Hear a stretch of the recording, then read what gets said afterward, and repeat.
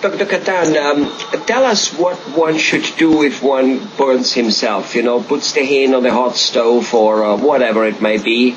What should a mom do with her child, or for that much an adult, as one of the first things until they make it to a doctor? And again, what shows the stage that they definitely should go to a doctor ASAP and not lose time? Right. The first thing you want to do is to minimize the damage from the heat.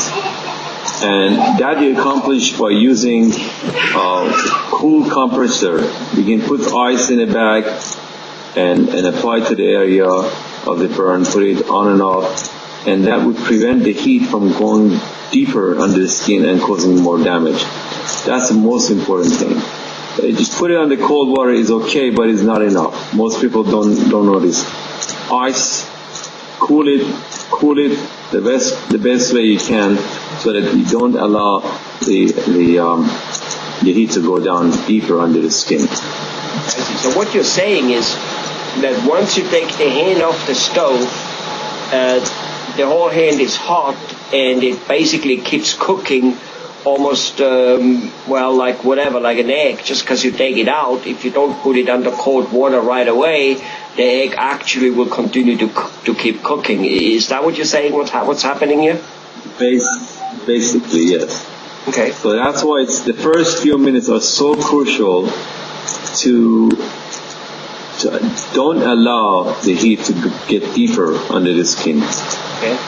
Undo it by putting cold water on it, put ice on it, and then see a qualified physician who can take care of the wound. Burns can be sometimes very misleading. We have seen patients who come to us a week after they had a burn. Initially it looked like nothing. They went to emergency room, they gave him some topical cream, and they sent him home. And then a few days later, they get this blister, and it's painful, it's warm, it's red around it, they're developing cellulitis, they're developing infection.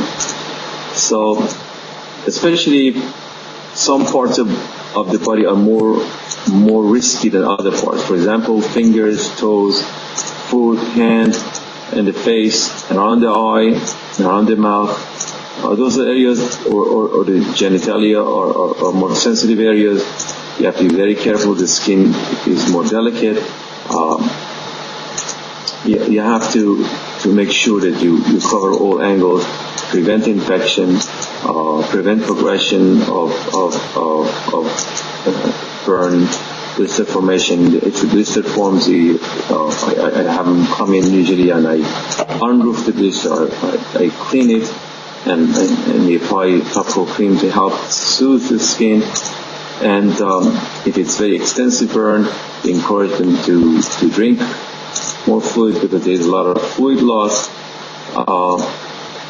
And I often prescribe antidiaspline mouth, because an innocent looking little burn on a finger in a couple of days can lead to a real bad cellulitis, bad infection. So, that's something that's sometimes is overlooked. So basically that burn, as you say, it grows. So basically you get a burn, cool it down as fast as possible so it doesn't keep going deeper and deeper, and then be prepared, keep it watching basically maybe, that over days it might get worse, and by doing so it can actually become infected very much so. And, right. and that's what you need to watch for, and be ready to go to a doctor. Okay. Right. Obviously, if it's very extensive burn, you must go to the emergency room to a burn center. There are hospitals specialized in burn units, and that's the best place to be. Sure, but there are lots of I've noticed that if something happens and there you are and you're burned. Sometimes you don't think that far, and you just, or maybe in a small town it may not be available. But anyway, but dermatologists are very specialized to fix those things, yes or no? Well, some of us have more training in this area than others. I was fortunate enough to do training in a burn unit, so I learned a lot about burns, and I've been dealing with that since I started practice. Many of the dermatologists do not have extensive training in dealing with burns, so it depends on the doctor's experience and exposure. Right.